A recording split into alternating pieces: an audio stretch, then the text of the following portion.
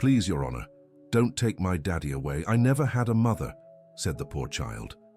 The desperation of a child can move mountains, break protocols, and touch even the hardest of hearts. When filial love manifests so purely and desperately, even the strictest courtrooms can become stages for human compassion. That's exactly what happened when 8-year-old Emily Johnson managed to slip past security at the Miami County Courthouse and burst into the courtroom just as Judge Robert Wilson was about to order the civil arrest of her father, Michael Johnson, for failing to pay a hospital debt of $250,000. "Please, Your Honor, don't take my daddy away," the little girl cried, her eyes filled with tears, clutching the gavel she had grabbed from the table. "I never had a mother, and I can't lose my daddy too." The silence that fell over the room was deafening. Everyone present froze at the scene. Judge Robert, known throughout the county for his strictness and impeccable adherence to the law, hesitated for the first time in his 30-year career. "How did this child get in here?" the judge asked, adjusting his glasses and glancing at the bailiffs. "Sir, she must have hidden in the restroom during cleaning and waited for the right moment," one officer replied, clearly embarrassed. Emily refused to let go of the gavel and continued speaking with a determination that was astonishing for her age. "My daddy works 3 different jobs every day, Your Honor. He leaves home when it's still dark and comes back when I'm already asleep. He does it because he wants to pay this debt, but the money is never enough." Michael Johnson, a 42-year-old man with a weary appearance and simple but clean clothes, rose from the defendant's chair, his eyes brimming with tears. "Emily, sweetheart, go home. Daddy will figure this out." "No!" the girl shouted, gripping the gavel even tighter. "I won't let them take you. You're all I have in the world." The creditor's attorney, David Thompson, representing Mercy Memorial Hospital, gestured impatiently.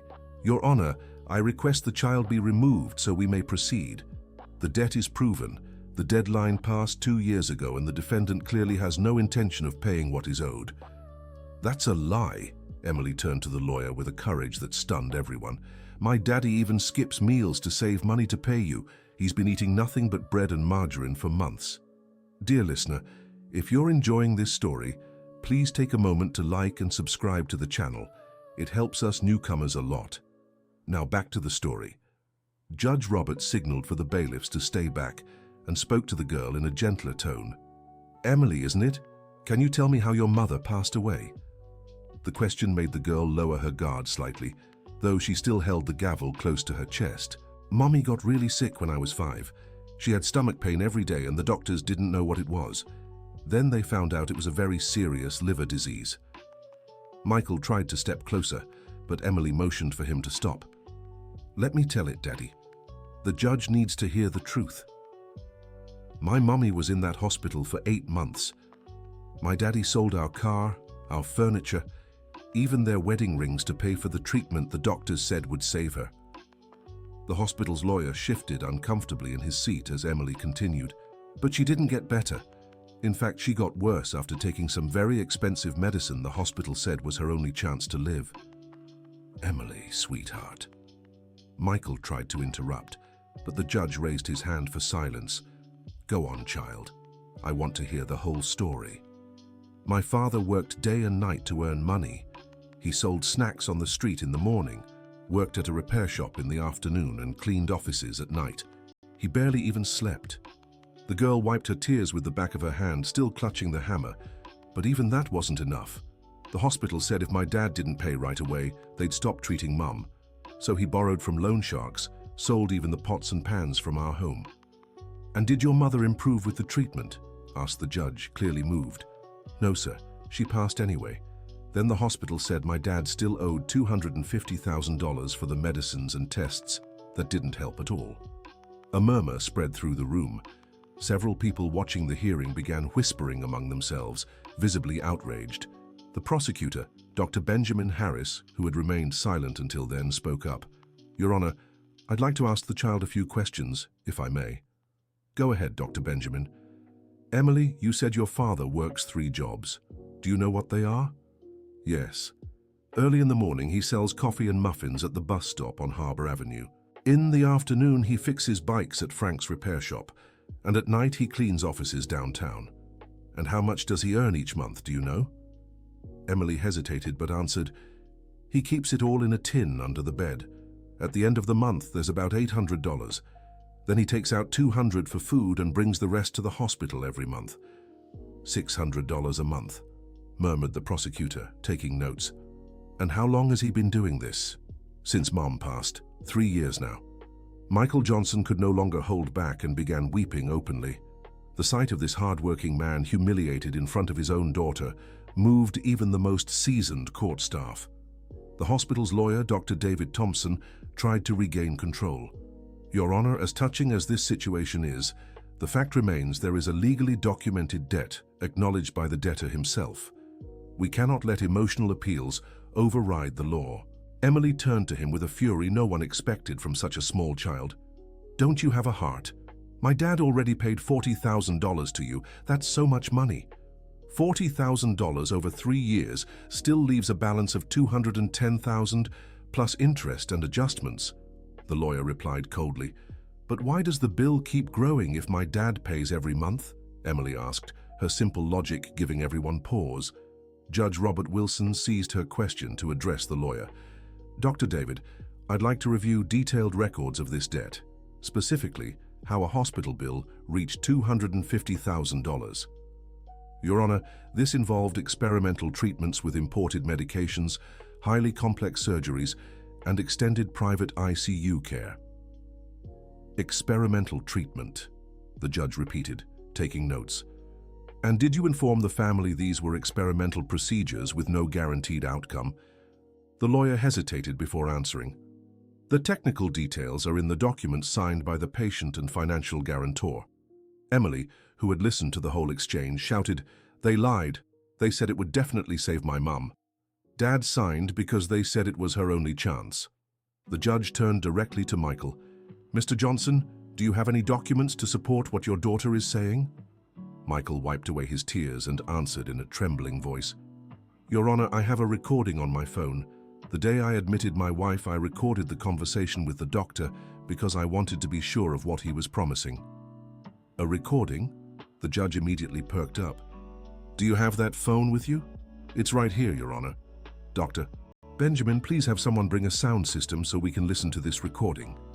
While they waited for the equipment, Emily moved a little closer to the judge, still holding the gavel. Your Honor, may I ask you a question? Of course, my dear. Do you have children? The question took the judge by surprise. He removed his glasses, slowly wiped the lenses and replied, I had a daughter, Emily. Her name was Sarah. Did she pass away too? Yes, when she was 17. It was a car accident. Then you know what it's like to lose a mother, Emily said with a wisdom that was striking. Because when Sarah left, you must have been very sad, just like I was when I lost my mom. Judge Robert swallowed hard. In all his years on the bench, he had never been moved so directly and deeply by someone so young. That's true, Emily. I know exactly how you feel. Then you understand why I can't lose my father too, right? He's all I have. If they take him away, I'll be alone in the world. At that moment, the sound equipment arrived. Michael connected his phone and the recording began to play. The doctor's voice echoed through the room. Mr. Michael, this treatment we're proposing has a 90% success rate. Your wife is young, only 35, and with these imported medications and the procedures we'll perform, I'm certain she'll make a full recovery. Of course, the cost is high, but when it comes to saving a life, no price is too great, right? Michael's voice on the recording replied, Doctor, are you sure? Because I'll have to sell everything I own. Absolutely certain, Mr. Michael. This treatment has saved many people with the same condition as your wife. It's practically guaranteed. When the recording ended, a heavy silence filled the room. The hospital's lawyer looked visibly uncomfortable, shuffling papers nervously. Prosecutor Jason spoke up. Your Honor, this recording suggests deception. The hospital presented an experimental treatment as if it were a guaranteed procedure. Mr. David, the judge said, addressing the hospital's lawyer, would you like to comment on what we just heard? Your Honor, medical treatments always involve risks, and that's common knowledge. Emily interrupted. Liar! They said it would work. My father wouldn't have spent all our money if he knew it might not help. Dear listener, If you're enjoying the story, don't forget to like and subscribe to the channel. It really helps us newcomers. Now back to the story. The judge raised a hand for silence and turned to Emily. My dear, you mentioned your father sets aside $200 a month for food. How do you live on so little? Emily lowered her eyes, clearly embarrassed. We eat rice and beans every day. Sometimes Dad manages to buy chicken when it's on sale. And at school I eat lunch. It's the best meal of my day. What about weekends? On weekends, Dad works extra hours to earn more money to pay the debt. So I stay home alone. Sometimes our neighbor, Dorothy, gives me a plate of food. Michael couldn't take it anymore and burst out, I didn't know you were going hungry, sweetheart. Why didn't you ever tell me? Because I didn't want you to feel worse, Dad. You already suffer so much. The scene was heartbreaking. Father and daughter looked at each other across the courtroom, both in tears as everyone present witnessed this pure display of family love. A woman attending the public hearing stood up and asked to speak. Your Honor, I apologize for interrupting, but I cannot stay silent after what I've just seen. Who are you? My name is Barbara Williams. I'm a retired nurse and worked at Mercy Memorial Hospital for 20 years until I retired last year. The hospital's lawyer tried to object, but the judge allowed her to continue. I remember Mr. Michael Johnson's wife's case very well. Her name was Jennifer, wasn't it? Yes, Emily exclaimed. You knew my mother. I took care of her for several months, my dear, and I can say the treatment they gave your mother was outrageous. Your Honor, the lawyer protested, this woman cannot testify without being formally summoned. Let her speak, ordered the judge. Go on, Mrs. Williams. When Jennifer arrived at the hospital, her diagnosis was advanced liver cirrhosis. Any experienced doctor knew she had little chance of survival, even with the best available treatment. Emily gripped the gavel even tighter.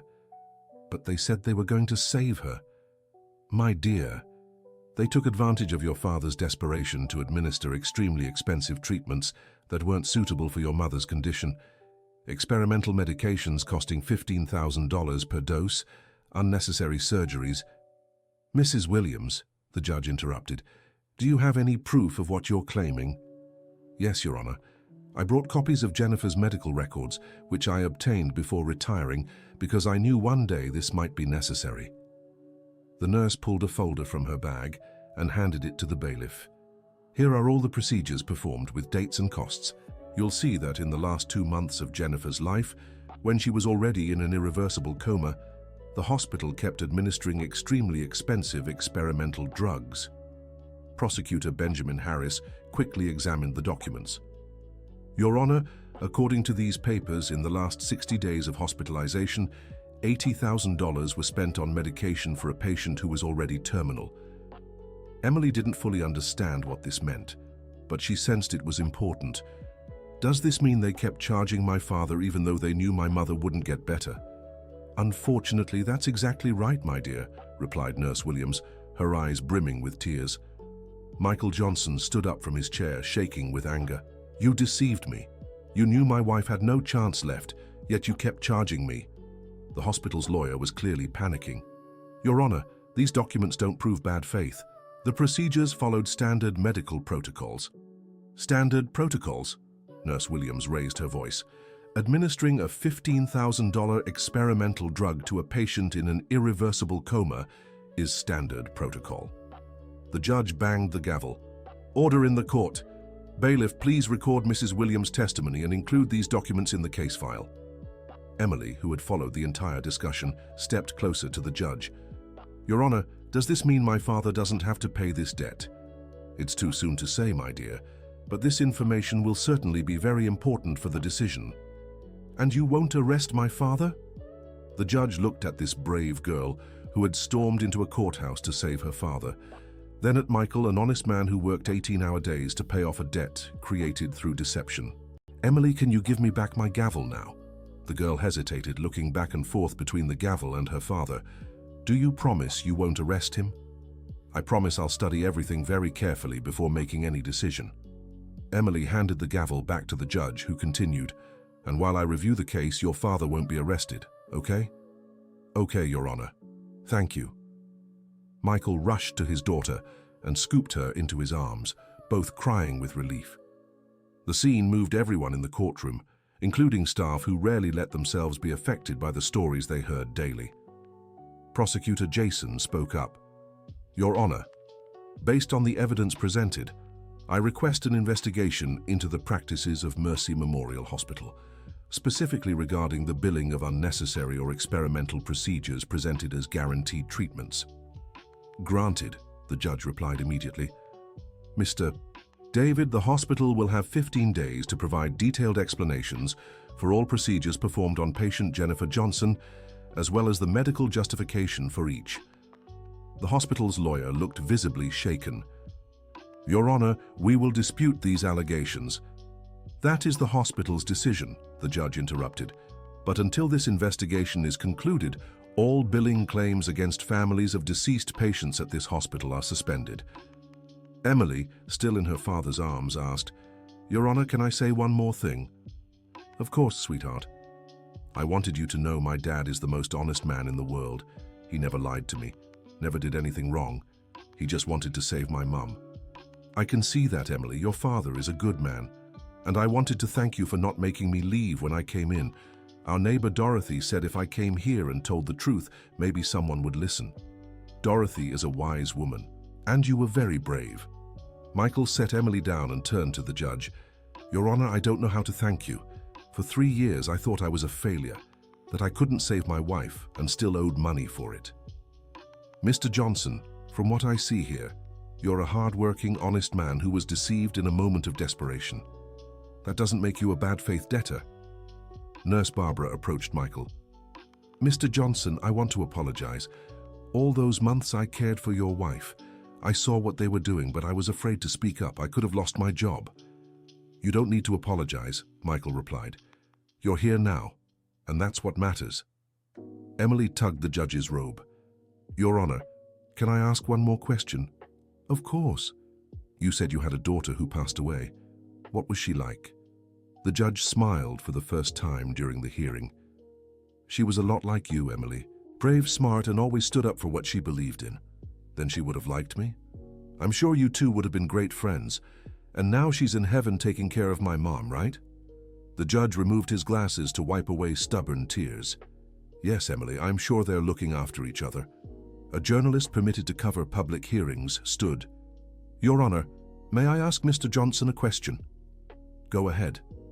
"Mr. Johnson, these past 3 years paying off this debt, did you ever think of giving up?" Michael looked at Emily before answering. "Many times. Especially late nights when I'd come home after 16-hour shifts and see my daughter asleep holding her mother's picture. But then I'd look at her and remember the promise I made to my wife." "What promise?" "On the last day we spoke, when she was still conscious, she asked me to take care of Emily with all the love in the world and never let anything bad happen to her. So I thought if I didn't pay this debt, they could arrest me, and then my daughter would be left with no one." Emily clung to her father's leg. "Dad, I never knew you made a promise to Mom. I made many promises to your mother, my dear, and I'll keep every single one of them." The prosecutor, Jason, who had been shuffling through documents, asked to speak again. "Your Honor, reviewing the papers provided by Nurse Barbara, I found something that caught my attention." "What is it, Dr. Jason?" "Here's a medical order to suspend all active treatments for patient Jennifer Johnson, dated 2 months before her passing. In other words, the attending physician had already determined that treatments should be discontinued." "And yet they kept charging for the medications?" asked the judge. "Exactly. For 60 days after this medical order, treatments worth $80,000 were administered to a patient the doctor had already deemed beyond therapeutic possibilities." The hospital's lawyer tried to speak, but his voice trembled. "Your Honor, there may have been an administrative error. An $80,000 administrative error," the prosecutor countered. Emily, who didn't fully understand the technical discussion but sensed it was favorable to her father, asked, "Does this mean my dad won't go to jail?" The judge looked at her kindly. "Emily, not only will your father not go to jail, but I'm also ordering this entire debt to be cancelled." The girl cheered and jumped into her father's arms again. Michael cried so hard he couldn't speak. Several people in the room spontaneously applauded. But the judge wasn't finished. "Furthermore, I order Mercy Memorial Hospital to refund all amounts paid by Mr. Michael over the last 3 years, with monetary adjustment. $40,000? Michael asked, disbelieving. $40,000 paid based on false information about a treatment that didn't have the promised chance of success. Emily looked at the judge with admiration. Your Honor, you're the fairest person in the world. No, Emily. Justice is what your father did for 3 years, working honestly to pay a debt he believed he owed. I'm just correcting an injustice. Nurse Barbara approached Michael. Mr. Michael, I wanted to tell you something about your wife. Go ahead, Mrs. Barbara. In her last conscious days, she spoke often about you and Emily. She said she was proud to have chosen you to be her daughter's father because she knew you'd take good care of her. Michael couldn't respond, only nodding, too emotional to speak. Emily asked the nurse, "Do you remember what else my mom said?" She said you were the most special girl in the world and that one day you'd do important things to help others. Like today? Emily asked innocently. Exactly like today, sweetheart. The judge banged his gavel. This hearing is adjourned. Officer, prepare the documentation immediately for debt cancellation and the repayment order. Dr. David, the hospital has 48 hours to comply.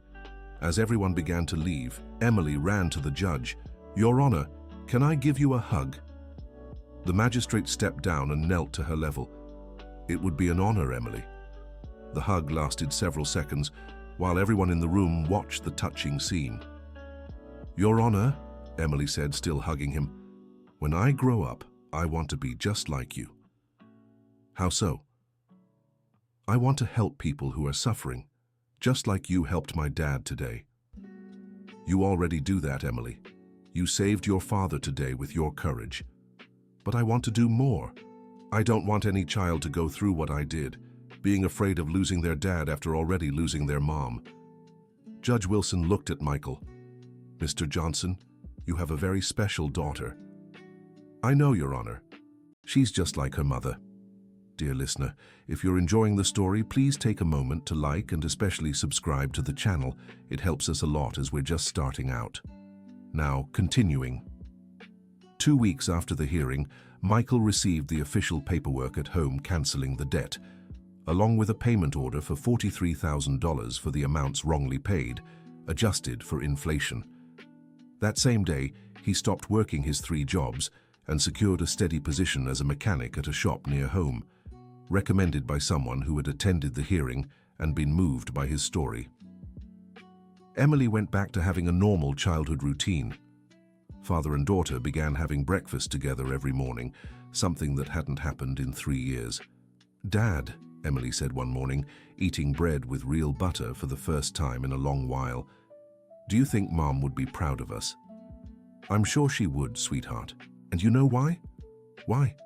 Because we never gave up on each other. Even in the hardest times, we kept loving and fighting together. And now, are we going to be happy again? Now, we're going to build a new life with the good memories of your mom and the certainty that we're a strong family. Emily smiled and took a bite of her bread. Dad, I want to tell you something. What is it? That day in court, when I grabbed the judge's gavel, I wasn't scared. You weren't? No. I felt like Mum was with me, giving me the strength to say the right words. Michael took his daughter's hand. Your mother has always been with us, Emily, and she always will be. A month later, Emily was playing in the backyard when she saw a familiar car pull up in front of the house. It was Judge Wilson, accompanied by an elegant woman. Your Honor, Emily shouted, running to greet him. Hello, Emily, how are you? Great. My dad doesn't have to work nights anymore, so we have dinner together every day. That's wonderful. I came here because I'd like you to meet someone very special. Who? This is Mrs. Margaret, my wife. Mrs. Margaret smiled and knelt to Emily's height. Your husband told me your story, and I was so impressed by your bravery. Thank you, Mrs. Margaret. Michael appeared at the door, surprised to see the visitors. Your Honor, what an honor to have you in our home. Mr. Johnson, I came because I had an idea and wanted to talk to you both. Please come in. Emily, invite the judge and Mrs. Margaret inside. Once everyone was settled in the small living room, the judge began to explain. Emily, do you remember telling me in court that you wanted to help other children when you grew up? I do. Well, my wife and I have started a project at the courthouse to help families going through situations like yours. How so? Michael asked. Mrs. Margaret explained. We've created a support group for families facing medical debts after losing a loved one. The idea is to guide them about their rights and connect them with volunteer lawyers. And where do I fit in? Emily asked. We'd like you to be our ambassador, the judge said. You'd be the first child to officially join a courthouse project. Emily looked at her father, who was clearly moved. What would I have to do? You'd attend meetings once a month, sharing your story with other families going through tough times. Your experience can give them hope. And can I help other kids who are scared like I was? Exactly, answered Mrs. Margaret. Emily didn't hesitate. I'll do it. When do we start? Michael smiled. Sweetheart, are you sure? It's a big responsibility. Dad, I'm sure. If my story can help others, then I want to tell it as many times as needed. The judge was moved. Emily, do you know you're doing exactly what your mother would do in your place? How do you know? Because kind people raise kind people, and you inherited your mother's heart. 3 months later, the Justice with Heart project had already helped 15 families in situations similar to Emily and Michael's. The girl became a local celebrity, giving interviews to newspapers and radio stations in the area. In one of those interviews, the reporter asked, Emily, what have you learned from everything that happened? I learned that sometimes we need to be brave even when we're really scared, and that there's always someone willing to help. We just need the courage to ask. And what's your dream for the future? I want to study law to become a judge like Judge Wilson. Then I can help even more people. And your dad, how does he feel about all this success? Michael, who was watching the interview, answered, I'm the proudest father in the world. My daughter turned our pain into hope for other families.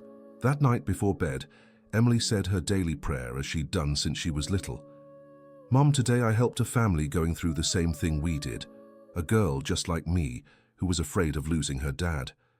I told her we always have to fight for our parents because they do it for us every day. Michael listened from the bedroom door and felt his heart warm. Emily, can I come in? Of course, Dad. I wanted to tell you something. What? Today, I got a letter from the family you helped last week. The court cancelled their debt too, and now the girl's father won't be arrested anymore. Emily smiled. Really, Dad? Really? And you know what else? The girl wrote you a little note thanking you. Emily held the letter with both hands. Dad, do you think Mum sees us doing this? I'm absolutely sure, sweetheart, and she must be so proud. Dad, can I ask you something? Always. Do you still feel sad when you think about Mom? Michael thought for a moment before answering. I miss her every day, Emily, but it's not a sadness that hurts anymore.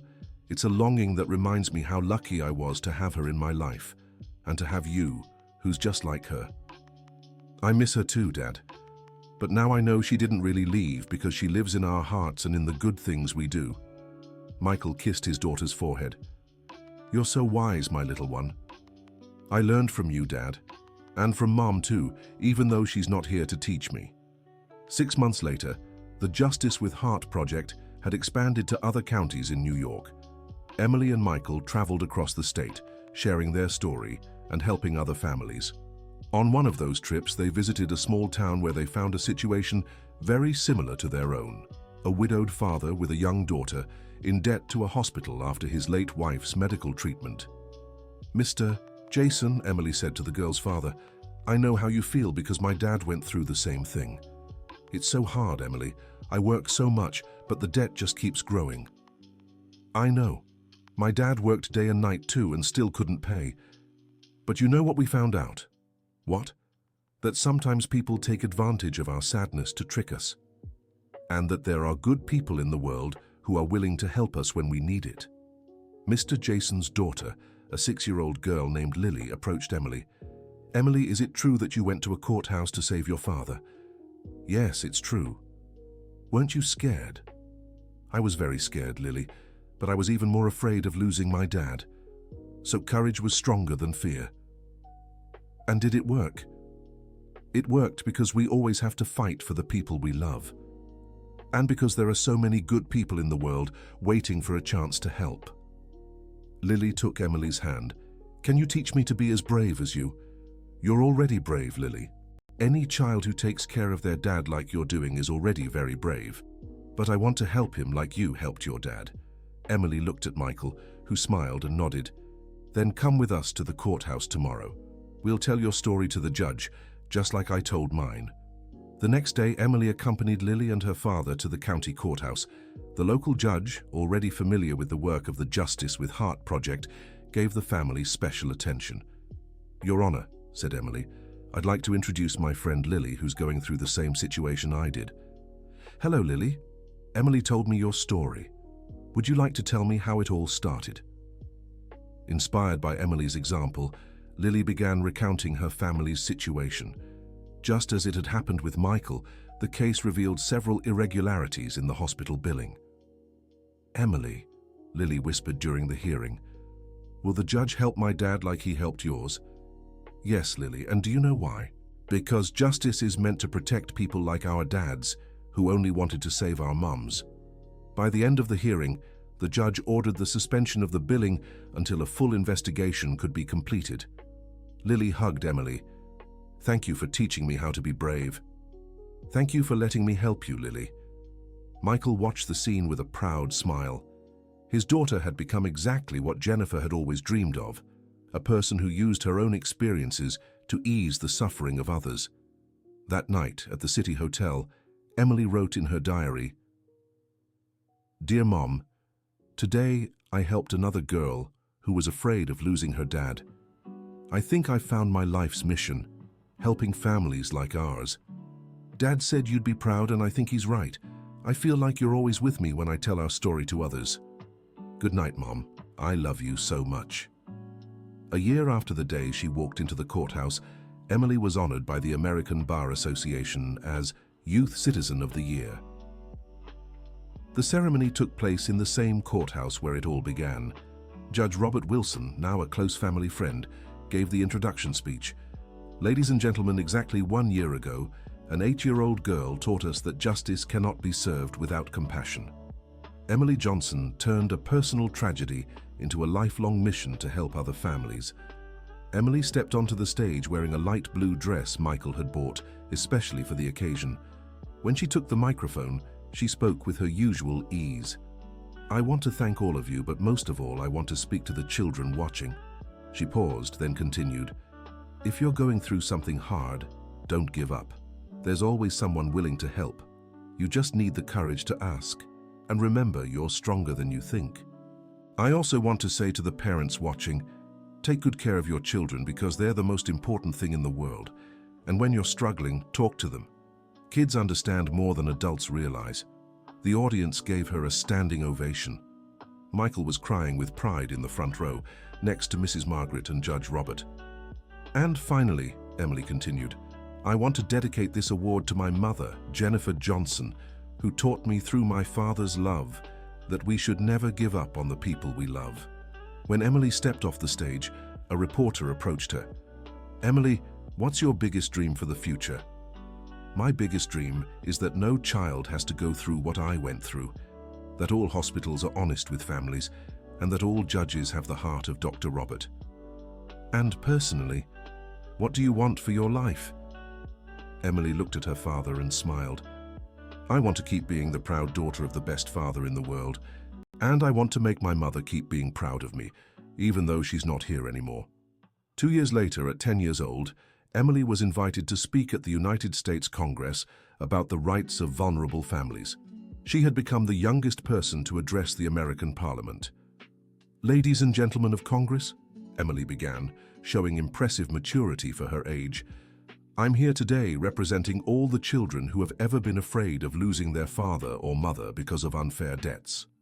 For 20 minutes, she shared her story and presented data from the Justice with Heart project, which had already helped over 200 families across the country. That's why I ask you, Create laws that protect families from abusive charges in their moments of greatest pain. Because when someone loses their mother or father, the last thing they should worry about is whether they'll lose what's left of their family too. At the end of the speech, several lawmakers approached Emily to congratulate her. One congresswoman remarked, "Emily, at just 10 years old, you've already done more for social justice than many adults do in a lifetime." "I didn't do anything special," Emily replied. "I just never gave up on my father, just like he never gave up on me." That night in Washington, D.C., Emily called Michael. "Dad, guess what?" "What is it, sweetheart?" 3 congressmen said they're going to create a law to protect families like ours. They're going to call it Emily's Law. Michael was too emotional to speak for a few seconds. "My daughter, your mother must be jumping for joy in heaven." "Dad, do you think she ever imagined our story would help so many people one day?" "Your mother always said you were special, Emily. I think she knew you'd do important things in the world.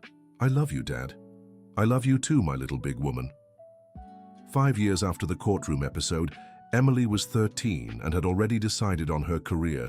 She would be a lawyer specializing in family law. She continued to participate in the Justice with Heart project and had inspired the creation of similar initiatives in other states. One Saturday morning, father and daughter visited Jennifer's grave, as they did every month since their financial situation had stabilized.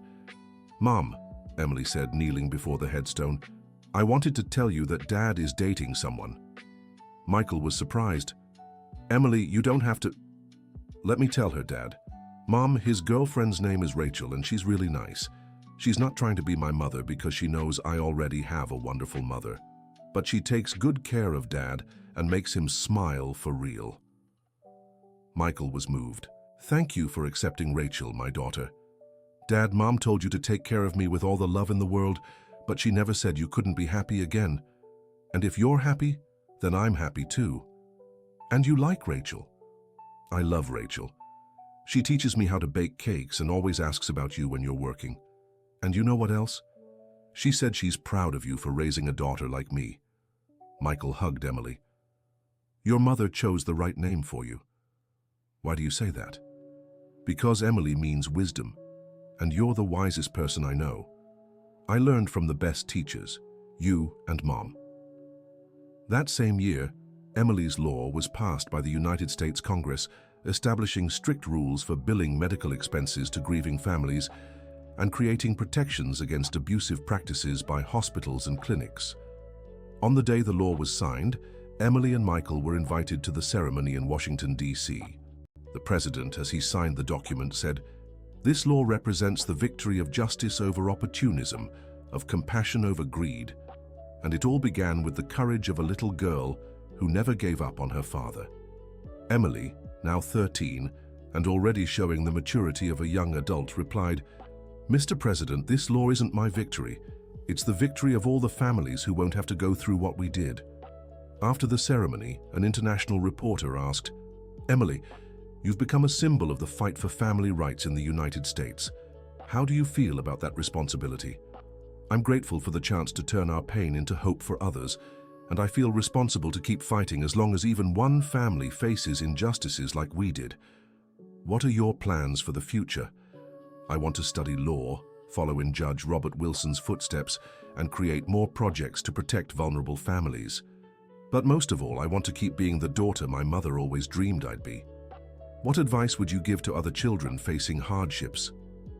Emily thought for a moment and answered, "Never give up on the people you love. And remember, you're braver than you think. Sometimes all the world needs is a child willing to speak the truth." At 16, Emily was accepted into Columbia University's law program with a full scholarship.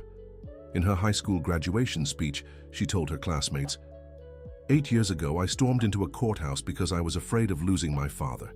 Today, I know that was the most important day of my life, not because I saved my dad, but because I discovered my purpose in this world. Each of you has a purpose too. Maybe you don't know it yet, but it'll reveal itself when you least expect it. And when it does, have the courage to embrace it, even if it feels too big for you. Remember, it doesn't matter how old you are or where you come from. What matters is the love in your heart and the courage to fight for what's right. Michael watched his daughter's speech with tears in his eyes. Beside him, Rachel held his hand, equally moved. "Michael, you should be so proud of Emily." "I'm sure Margaret would be too," he replied. After the ceremony, Emily approached her father. "Dad, thank you for never giving up, even when everything seemed impossible. Thank you, sweetheart, for saving me that day in the courthouse. We saved each other, Dad, and we'll keep saving other families together. Always, my little lawyer." Emily smiled. "Dad, can I tell you a secret?" "Always. Sometimes, when I'm helping a family, I feel Mum beside me, giving me the strength to say the right words. She's always been with us, Emily, and she always will be." The end. Now tell me what you thought of this touching story and where you're following us from. Emily saved her father and turned her experience into a lifelong mission to help other families. Do you believe a child's courage can truly change the world? Share your honest thoughts in the comments. Your voice matters to us. Don't forget to like and subscribe to the channel so you won't miss other touching stories like this one.